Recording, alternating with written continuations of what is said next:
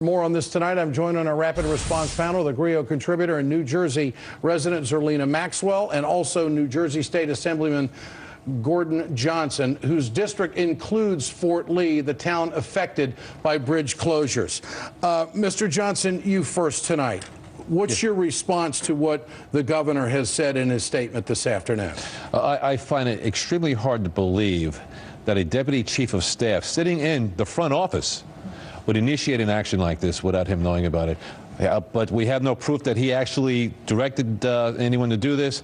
However, I just find it hard to believe, with the way he runs his office, a very tight office he runs, that that Miss Kelly would take this initiative without seeking or without taking, or at least telling him that this is going to happen. The first time that Governor Christie was asked about this in front of the media, this was his reaction. He distanced himself with it by making a joke of it in light of what was going on. Here it is.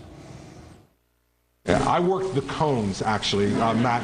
Unbeknownst to everybody, I was actually the guy out there. I was in overalls and a hat, so I wasn't, but I actually was the guy working the cones out there. You really are not serious with that question. What happened? What is the question tonight, Mr. Johnson? Well, maybe what he said in that clip there was true. Maybe he was there working the cones. Apparently, it came out of his office. So, as you know, we have a meeting tomorrow with some folks coming in under subpoena. I am positive that as we go into our next session, that the Transportation Committee will receive the authority to subpoena authority to continue this investigation under John Wisniewski. So let's see where it takes us for now. We know now that this came out of the governor's office from a deputy chief of staff in his office. So I hope that John Wisniewski brings Ms. Kelly in on the subpoena so we can get more information out of her when the time is when you have the time to do that. Zerlina, I find very interesting the response from the Port Authority. Got it. Right. Almost as if I've had other orders in the past. I mean, I just think that response, it's very defining. Right. Got it. Your response to that. Because the person who wrote that email is someone who has known Chris Christie since he was in high school. And so I think that this is it's part of a pattern here. I think what's telling to me about his response to this particular scandal is that he was very nonchalant. Normally, he's pounding his fist on the podium and outraged by misconduct. With this, he was very tempered. And that was actually a clue to that there's something more there. So we know that he was not lying, or we actually don't know if he was or was not lying. But earlier today, before his statement, I would say lying or clueless. Now it seems clueless, but it's somebody directly in his office. He said in his statement, Zerlina, that he was misled. Right. How do you read that? That just sounds like they're throwing Bridget Kelly under the bus for real. And I think that this makes him completely unfit for office, because you need to be able to, as President of the United States and Commander-in-Chief, be able to appoint people that you can trust and who are loyal to you, but not to a point where they're going to seek political retribution on your enemies. I'm curious about when he was misled, Mr. Johnson. Was it before he made that statement to the media about joking around about being the flag man out there or working the cones or whatever? When was he misled? I mean, there's just a domino effect in this story. I can't answer that. I don't know when he says, he said he's misled.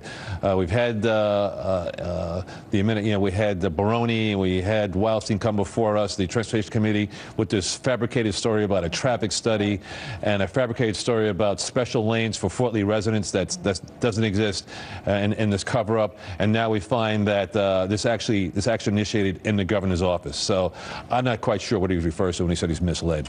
Okay, the mayor of Fort Lee has been on record recently saying that he is concerned about possible retribution once this story goes away. How does that rest with you? Well, I would be concerned if our Mayor Sokolic. I mean, he depends on, or the Borough of Fort Lee depends on the Port Authority for funding.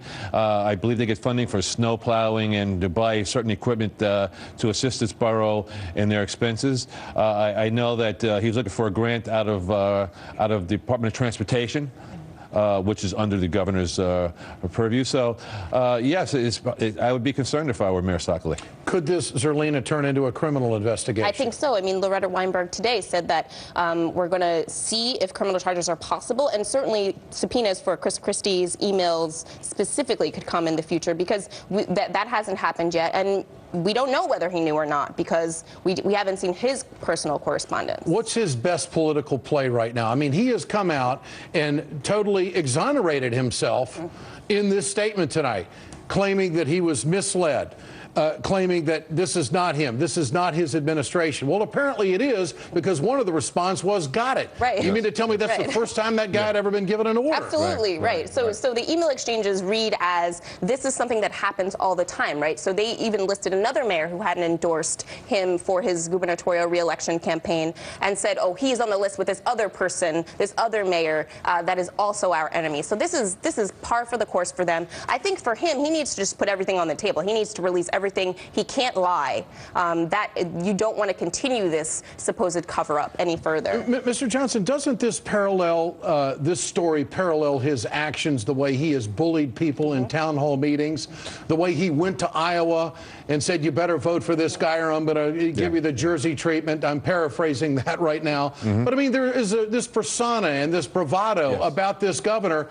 And when somebody emails back and says, got it, they know what it's all about. Well, you know, his persona is that of being belligerent, pugilistic, and also that of being dismissive. We all know that's the persona he's put out there. So, and that's why I have such a hard time believing that this young lady, this deputy chief of staff, would do something without his permission. I mean, we know his personality that he's put out there, his reputation, so that he's created. So now you can't just reverse that now. Right. Your thoughts on a possible criminal investigation? There are 2 employees who have resigned that have lawyered up. I believe that as we go further and as we get more facts out of the Transportation Committee under subpoena powers, I think there's a very good chance you'll see a criminal investigation. We in the legislative branch, of course, we don't do that. Of course, that's done under the executive branch, but we could sure request one. So no one's been fired for this. I mean, just a statement has been released today. Do you want to hear from Bridget Kelly? I do want to hear from Bridget Kelly on the subpoena. Dismissing people doesn't give you the answers you need. Okay, I want the answers. The people of the Fort Lee and those working class people who couldn't get to work that day or those days because of the 4-hour backup need to know what is going on and why they couldn't get to work. And why couldn't the police and fire and EMS respond to the calls that they had because of the traffic chaos created in the borough of Fort Lee. This is rather arrogant. You can't help but wonder if this is the way it operates. If he were to get more power, Zerlina, what he would really be like. Oh, it's terrifying. I think this completely makes him unfit for higher office. As commander-in-chief, you're in charge of the nuclear launch codes. You can't have instances of political retribution. Zerlina Maxwell, Gordon Johnson, good to have you with us tonight on The Ed Show. Thanks so much. Coming up,